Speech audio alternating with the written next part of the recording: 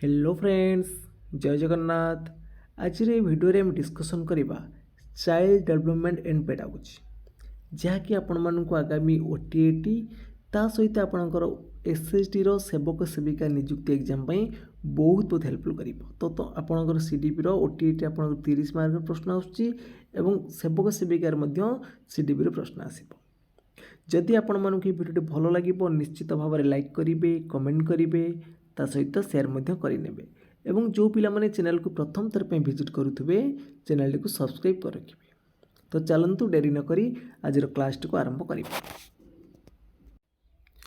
तो आज प्रथम प्रश्न देछि आपणकर 1958 मसीह महिला शिक्षा निमंते गठित जातीय कमिटीर सभापति किए थिले।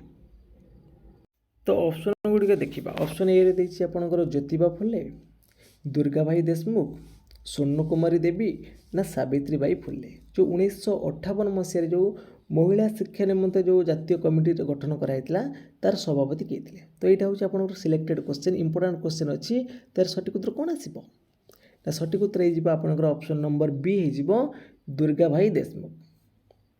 तो परवर्ती प्रश्न देखा। परवर्ती प्रश्न देछि ओडिशा रे बहुभाषी कार्यक्रम रे वर्तमान केतोटी भाषा शिक्षा दी जाउछि? ऑप्शन देछि 18, 10, 21 ना 29। तो यार सठिक उत्तर कौन आसो?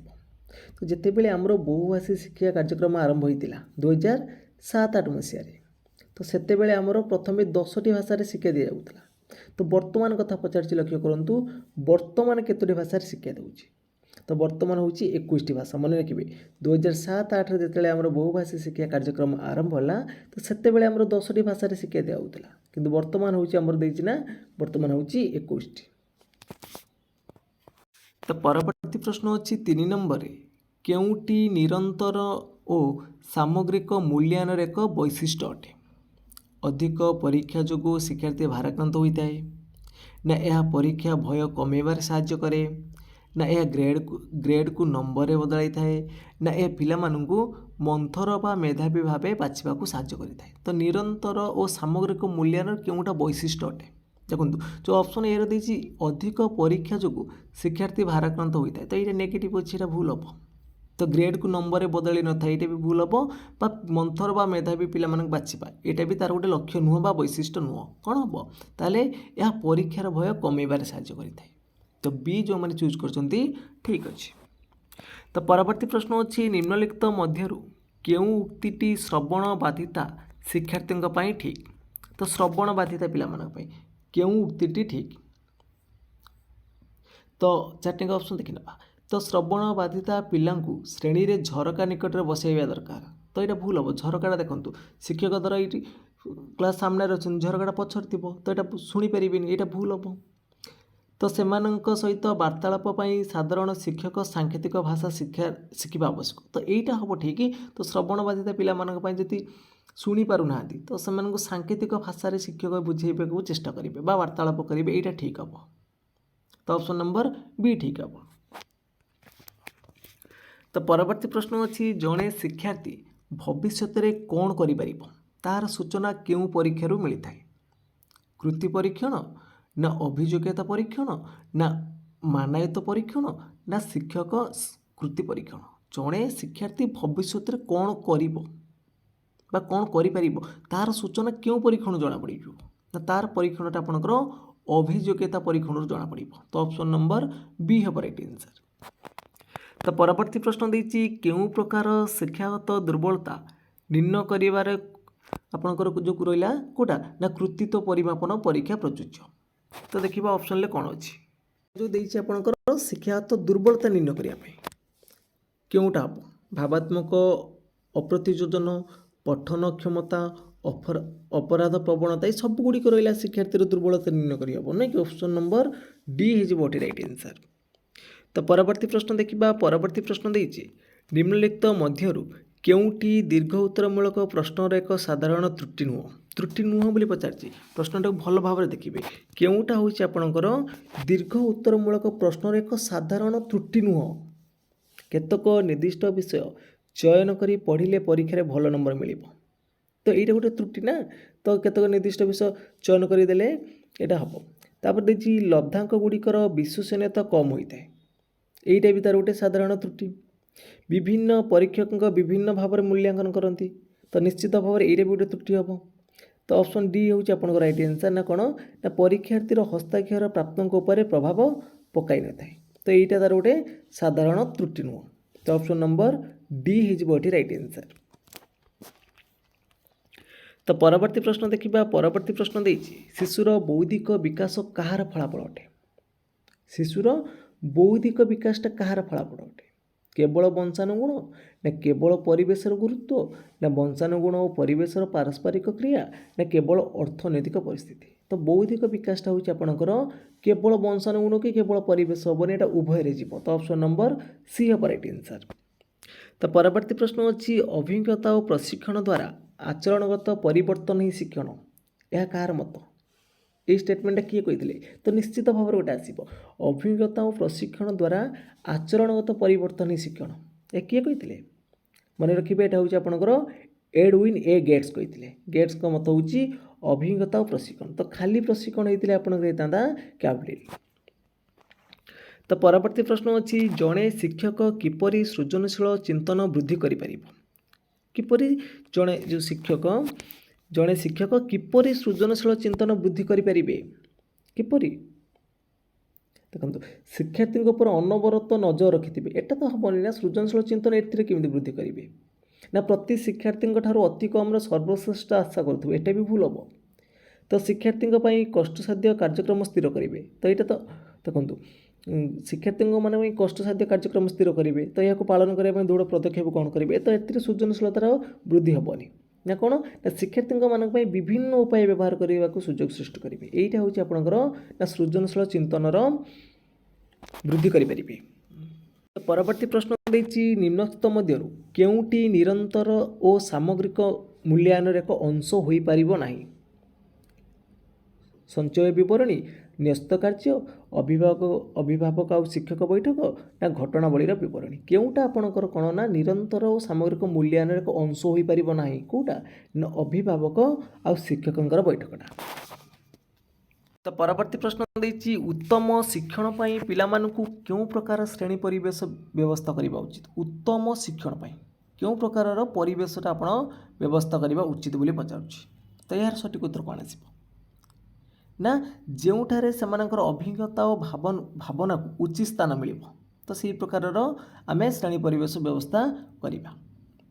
तो परवर्ती प्रश्न अच्छी आदिवासी अंचल पिलामानंकु तथा गोष्ठीर सदस्य मानंकु विद्यालय आभिमुख्य करबा निमंते सृजन पक्षरु केउ सबु कार्यक्रम करा जायछि, तो यार सठिक उत्तर कोन आसीबो ना आदिवासी अंचल पिलामानंकु तथा गोष्ठीर सदस्य मानंकु विद्यालय आभिमुख्य करबा निमंते सृजन पक्षरु आपनकर कोन ना गीत वाद्य नृत्य यह सब उत्सवर कार्यक्रम करा जायते, तो ऑप्शन नंबर बी हबो एठी राइट आंसर। तो परवर्ती प्रश्न देछि निम्नलिखित केउ उक्तिटी सत्य अटे, या भितरु केउ उक्तिटा आपनकर सत्य अटे, देखो ऑप्शन ए रे देछि बहुभाषी शिक्षा व्यवस्था शिक्षणर अग्रगति पई सहायक होइଥାଏ, तापर देछि शिक्षार्थी एक समय दुई रु अधिक भाषा शिखि पारिबो नाही, एटा भूल, दुई रु अधिक भाषा शिखि पारिबो। तापर देछि विशेष वर्गर शिक्षार्थी मतरे केवल अनुसूचित जाति और जनजाति पिला अंतर्भुक्त ना, एटा भी भूल हम। तापर देछि अनुसूचित जातिर समान बयसर जड़े शिक्षार्थी साधारण वर्गर शिक्षार्थी ठारू शिक्षण सामर्थ्य कम थाए, तो यहाँ भाविबा भूल, तो यहाँ भी भूल हम कहीं अधिक भी हो पारती, किंतु ऑप्शन नंबर ए हूँ आपंकर ठीक, बहुभाषी शिक्षा व्यवस्था शिक्षणर अग्रगति सहायक होता है, ये उक्तिटा ठीक अच्छे। तो परवर्ती प्रश्न देछि क्यों मानक पई व्यक्तिगत शैक्षिक योजना प्रस्तुत करा जिबा आवश्यक, क्यों मानक पई चलन अक्षम शिक्षार्थी ना मानसिक अनग्रसर शिक्षार्थी ना बालिका शिक्षार्थी ना उपरोक्त समस्त, तो क्यों मानक पई व्यक्तिगत शैक्षिक योजना प्रस्तुति करा जिबा आवश्यक। तो ये क्वेश्चन नंबर 15 सठिक उत्तर कौन हम आपण मैंने कमेंट बॉक्स जनइबे, तो देखिबा केते जण यार सठिक उत्तर दे पारुछंती। तो परवर्ती प्रश्न अच्छी आम राज्य में बालिका शिक्षा पाई केबे कस्तूरबा गांधी बालिका विद्यालय जोटा आपन कहूची KGBV मन रखिथे कस्तूरबा गांधी बालिका विद्यालय स्थापन करा जायतिला, तो यार सठिक उत्तर कौन आसीबो ना यार सठिक उत्तर हो आपनकर ऑप्शन नंबर ए जुलाई 2004 रे। तो परवर्ती प्रश्न अच्छी नाम गोयल मतरे समन्वित शिक्षार मुख्य लक्ष्य कौन ना नाम गोयल मतरे समन्वित शिक्षार मुख्य लक्ष्य कौन हो ना प्रत्येक पिलार बौद्धिक सामाजिक तथा व्यक्तिगत शिक्षणर सर्वाधिक विकास यहाँ हूँ समन्वित शिक्षार लक्ष्य क्या मतरे ना नाम गोयल मतरे। तो ए हम ये राइट आंसर। तो परवर्ती प्रश्न देती जातीय पाठ्यक्रम आधार 2005 रे क्यों शिक्षा व्यवस्था को सुपारिश करा जायछि। जातीय पाठ्यक्रम आधार 2005 रे क्यों शिक्षा व्यवस्था को सुपारिश करा जायछि। अंतर्निवेशी ना समन्वित ना स्वतंत्र ना साधारण। 2005 रे आपनकर मन रखिए अंतर्निवेशी शिक्षा को बेसी से व्यवस्था को सुपारिश करा जायतिला।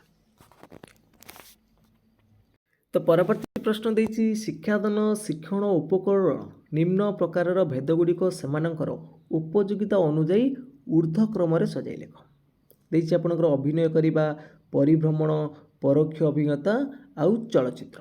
तो ऊर्ध्वक्रम सजाई लिखा माने कौन ना सान रु बड़ क्रम लिखा। तो जानते जो डेल को अभिज्ञता शंकु रही है आपंकर मौखिक दृश्य ये जो रही तो आपड़ जानते तल आड़ रही परोक्ष अभिज्ञता तापर प्रत्यक्ष अभिज्ञता तापर अभिनय करने परिभ्रमण चलचित्र। ताहले ऑप्शन नंबर कौन आसो सी हम ये राइट आंसर। तो परवर्ती प्रश्न देती निम्नलिखित मध्यरु केउटी एक शिक्षण कार्य नुह रचना लिखा आलोचना चक्र नृत्य करने सूत्र अनुजाई शिखा केउटा हूँ एक शिक्षण कार्य नुह कौटा ना सूत्र अनुजाई शिखाटा। तो नेक्स्ट क्वेश्चन देखा नेक्स्ट क्वेश्चन देती बौद्धिक विकासर क्यों पर्यायर वर्गीकरण कर दक्षता वृद्धि पाई है। जानते जो पियाजंकर आपंकर रहा बौद्धिक पर्यायर 4टी पर्याय रही भितर क्यों पर्यायर वर्गीकरण कर दक्षता वृद्धि पाई है क्यों पर्यायर ना स्थूल संकाचधरी पर्यायर। ऑप्शन नंबर सी हो राइट आंसर। तो परवर्ती प्रश्न अच्छी पियाजेंक मत अनुसार निम्नलिखित केउं गुणटी शिशुर स्थूल संकार्य पर्यायर देखा जाए केउं गुणटी। तो ऑप्शन भितर सठिक उत्तर कौन आस ना ऑप्शन नंबर ए हम राइट आंसर विमूर्त चिंतन पाई समर्थ हो न था। तो ऑप्शन नंबर ए हो राइट आंसर। तो परवर्ती प्रश्न हूँ ज्ञान संगठन पंथार मत को समर्थन करू नथिबा शिक्षाविद होउचंदी किए जो आपनकर रहिला ज्ञान संगठन पंथा ताकू समर्थन करू नथिबो एटा लक्ष्य करिवो टिके नेगेटिव देउची। तो ऑप्शन कौन आसिबो आल्बर्ट बांदुरा जीन पियाजे ना जॉन दुपे ना एमानक मध्यरु केउ नहीं। तो समस्त समर्थन करुले एमानक मध्यरु तो टे चालाकर पके देई। तो ऑप्शन नंबर डी हम एटी राइट आंसर। तो परवर्ती प्रश्न अच्छी शिक्षा अधिकार अधिनियम 2009 केउं धारा अनुजाई कौन सी शिशु को शारीरिक दंड बा मानसिक निर्यातना दिज्व ना। तो ये 4टा रही धारा तो केउं धारा रे शिशु को कौन ना शारीरिक कि मानसिक दंड दिज्पर ना कौटारे ना धारा 17(1) रे। तो परवर्ती प्रश्न देखा परवर्ती प्रश्न देचे पिला माने बगीचारे काम करुवा बेले पढ़िथिबा पाठर प्रयोग करुचंती कि नहीं ताहा जानिबा पई केउं प्रकार मूल्यांकन करा जिवो गठनमूलक ना निदानात्मक ना व्यवस्थान ना समाप्ति सूचक। तो बगीचारे काम करुवा बेले सी जो पाठटा को प्रयोग करुचंती कि नहीं तो यहाँ हूँ आपनकर को प्रकार ना यहाँ हूँ आपनकर गठनमूलक है। तो जानते समाप्ति सूचक आपनकर वर्ष शेष जोटा कर व्यवस्थान मूल्यांकन कौन ना व्यवस्थान मूल्यांकन हूँ कौन गोटे नूतन कार्यक्रम करने चाहूँ जो परीक्षा करा तो नूतन कार्य जोग देवाई जो परीक्षण कराए तो व्यवस्थान कहुए। आ निदानात्मक परीक्षण कौन ना गठनमूलक परीक्षण में जो पिला दोष दुर्बलता रही जाए ताकू आम सुधारिया निदानात्मक परीक्षण कर। तो परवर्ती प्रश्न अच्छी विद्यालय वक्तृता प्रतियोगितार कृतित्व हासिल करिथिबा पिलार विवरणी लिपिबद्ध करने निमंते केउटी निर्दिष्ट साधन व्यवहार करिहेबो केउटा ना आपण जानथिबे जो चेकलिस्ट अच्छी। तो बी हम ये राइट आंसर। तो परवर्ती प्रश्न होची शिक्षा होची सुस्थ शरीर मध्य सुस्थ मस्तिष्कर सृष्टि एक कथा किए कहते शिक्षा होची सुस्थ शरीर मध्य सुस्थ मस्तिष्कर सृष्टि एक कथा किए कहते ना अरिस्टोटेल। तो सी हम ये राइट आंसर। तो परवर्ती प्रश्न अच्छी शिक्षण कार्यभित्तिक पंथा हूँ कौटा शिक्षण कार्यभित्तिक पंथा कौटा ନା ବହୁ ପ୍ରକାରର ଶିକ୍ଷଣ ପଦ୍ଧତିର ସମାହାରକୁ ଆମେ କ'ଣ ବୋଲି କହନ୍ତି? ପନ୍ଥା ବୋଲି କହନ୍ତି। ହେଲା, ମନେ ରଖିବେ, ଏକ ନିର୍ଦ୍ଦିଷ୍ଟ ହେବନି। ତ ବହୁ ପ୍ରକାରର ଶିକ୍ଷଣ ପଦ୍ଧତିର ସମାହାର ଯେଉଁଟା, ସେଇଟା ହେଉଛି ଆମର କ'ଣ ନା ପନ୍ଥା। ତ ପରବର୍ତ୍ତୀ ପ୍ରଶ୍ନ ଦେଖିବା। ପରବର୍ତ୍ତୀ ପ୍ରଶ୍ନ ଦେଇଛି, ଶିକ୍ଷାର୍ଥୀମାନଙ୍କ ମଧ୍ୟରେ ସୃଜନାତ୍ମକ ଚିନ୍ତନ ବୃଦ୍ଧି କରିବା ପାଇଁ ଶିକ୍ଷକ କିଭଳି ପ୍ରଶ୍ନ ପଚାରିବା ଉଚିତ? ଯେଉଁ ସୃଜନାତ୍ମକ ଚିନ୍ତନ ବୃଦ୍ଧି କରିବା ପାଇଁ ହେଲେ ଶିକ୍ଷକ କିଭଳିଆ ପ୍ରଶ୍ନ ପଚାରିବା ଉଚିତ? ନା ମୁକ୍ତ ଓ ଦୀର୍ଘ ଉତ୍ତରମୂଳକ ପ୍ରଶ୍ନ ପଚାରିବା ଉଚିତ। ତ ଅପସନ୍ ନମ୍ବର ଏ ହେବ ରାଇଟ୍ ଆନ୍ସର୍। ତ ପିଲାମାନେ ଚିନ୍ତା କରିକି ଦେବେ, ମୁକ୍ତ ଓ ଉତ୍ତରମୂଳକ ପ୍ରଶ୍ନ ପଚାରିଲେ ଚିନ୍ତା କରିକି ଦେବେ। ତ ପରବର୍ତ୍ତୀ ପ୍ରଶ୍ନ ଅଛି, ବହୁସ୍ତର ଶିକ୍ଷା କୌଶଳ ପ୍ରସ୍ତୁତ କଲାବେଳେ ନିମ୍ନଲିଖିତ କେଉଁ ଦିଗ ପ୍ରତି ଦୃଷ୍ଟି ଦେବା ଆବଶ୍ୟକ? ଶ୍ରେଣୀ ସଂଗଠନ, ନା ଶିକ୍ଷଣ ଉପକରଣ ବ୍ୟବସ୍ଥା, ନା ଶିକ୍ଷଣ ପରିସ୍ଥିତି ପାଇଁ ଯୋଜନା, ନା ଉପରୋକ୍ତ ସମସ୍ତ? ତ ବହୁସ୍ତର ଶିକ୍ଷା କୌଶଳ ପ୍ରସ୍ତୁତ କଲାବେଳେ ଏହି ସବୁ ଦିଗ ଗୁଡ଼ିକ ପ୍ରତି ଦୃଷ୍ଟି ଦେବା ଆବଶ୍ୟକ। ତ ଅପସନ୍ ନମ୍ବର ଡି ହେଇଯିବ ଏଠି ରାଇଟ୍ ଆନ୍ସର୍। ତ ଫ୍ରେଣ୍ଡସ୍, ଆଜିର କ୍ଲାସ୍ଟି ଏଠି ସରିଯାଇଛି। ଯଦି ଆପଣମାନଙ୍କୁ ଏ କ୍ଲାସ୍ଟି ଭଲ ଲାଗିଥିବ ନିଶ୍ଚିତ ଭାବରେ ଲାଇକ୍ କରିବେ, କମେଣ୍ଟ କରିବେ, ତା ସହିତ ସେୟାର ମଧ୍ୟ କରିନେବେ। ଏବଂ ଯେଉଁ ପିଲାମାନେ ଚ୍ୟାନେଲକୁ ପ୍ରଥମ ଥର ପାଇଁ ଭିଜିଟ୍ କରୁଥିବେ ଚ୍ୟାନେଲଟିକୁ ସବସ୍କ୍ରାଇବ୍ କରି ରଖିବେ। କାହିଁକି ଆଗକୁ ଏମିତି ସୁନ୍ଦର ସୁନ୍ଦର ଭିଡ଼ିଓ ଆସିବ ଯାହାକି ଆପଣମାନଙ୍କୁ SST ତା ସହିତ ଆପଣଙ୍କର OTET ଏକ୍ଜାମ୍ ପାଇଁ ମଧ୍ୟ ବହୁତ ହେଲ୍ପଫୁଲ୍ କରିବ। ତ ଫ୍ରେଣ୍ଡସ୍, ଆଜି ପାଇଁ ଏତିକି। ଜୟ ଜଗନ୍ନାଥ, ଜୟ ହିନ୍ଦ।